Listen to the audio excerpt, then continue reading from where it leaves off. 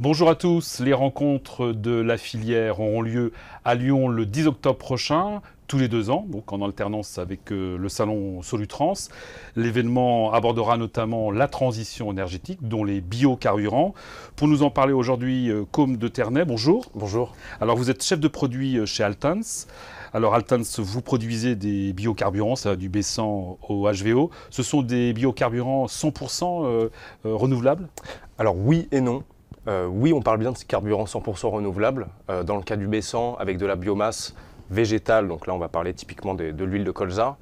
Et dans le cas du HVO, une biomasse résiduelle, où là on désigne des huiles, huiles usagées, graisse animale, effluents industriels, tout type de biomasse qui peut être retraité en HVO. Et non, on n'est pas producteur de ces carburants-là, on est distributeur. Vous distribuez. Exactement. Et tout l'intérêt, c'est de pouvoir avoir des partenariats auprès des producteurs. On parle de Valtris dans le cas du B100, où on a un B100 de meilleure qualité que la norme, qui nous permet de répondre aux exigences des constructeurs, notamment, et de satisfaire les besoins clients en termes de qualité de produit.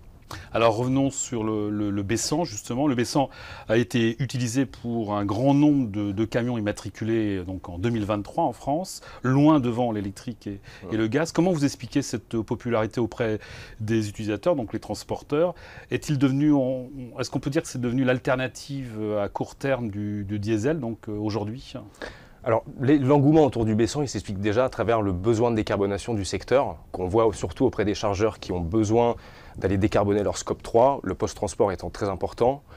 Et dans le panel de solutions qui s'offre à un transporteur aujourd'hui pour décarboner, la moins onéreuse qui va apporter le plus de carbone, c'est le B100.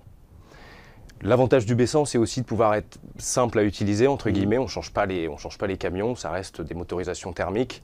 Et ça permet progressivement de basculer vers une transition, en tout cas pour le transporteur qui va utiliser ce produit-là. Donc plus facile, moins onéreux. Comment ça se passe concrètement pour le transporteur? Alors concrètement, deux options. Un parc existant qu'on va pouvoir basculer en B100 en identifiant les véhicules compatibles. Deuxième option, achat de véhicules neufs qui va pouvoir faire bénéficier la vignette critère 1 pour le transporteur et aussi du suramortissement sur l'achat du véhicule.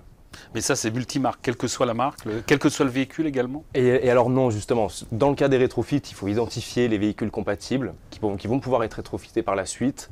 Là, on a 4 marques qui se détachent sur le marché. Et dans le cas des véhicules à l'achat, pareil, toujours ces mêmes 4 marques qui proposent des véhicules homologués exclusifs B100. Ouais.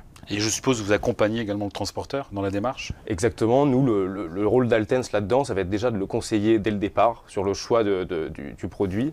Une fois qu'on a identifié le B100, mise en place de stockage pour stocker le produit, accompagnement dans les rétrofits et ensuite distribution du produit.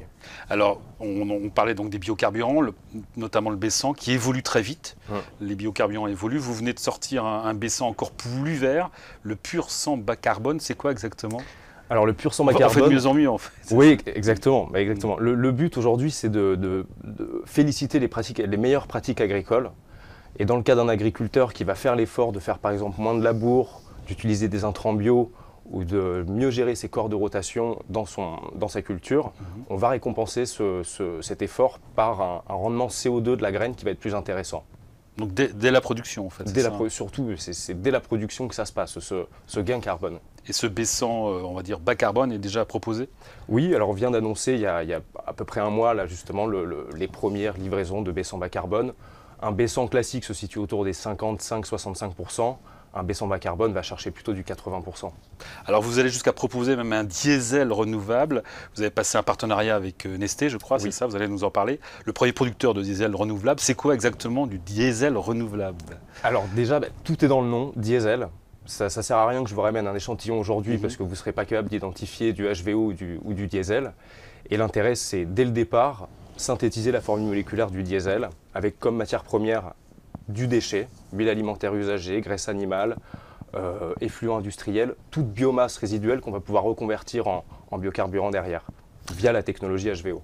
Donc ça veut dire que le moteur thermique ne va pas disparaître alors? Exactement. Contrairement à tout ce qu'on dit actuellement, notamment pour les véhicules industriels? Exactement. En fait, je pense qu'il va faire partie de ce mix énergétique où on va conserver des véhicules thermiques sur le parc, comme aujourd'hui on a encore des Euro 3, Euro 4 qu'on garde sur le parc.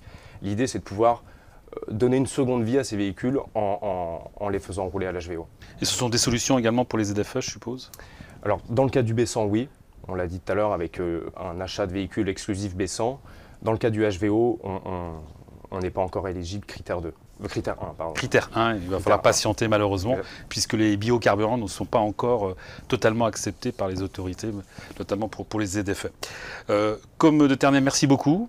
C'est moi. Et rendez-vous donc aux rencontres de la filière 2024, édition 2024, le 10 octobre prochain, donc au Matmut Stadium de Lyon.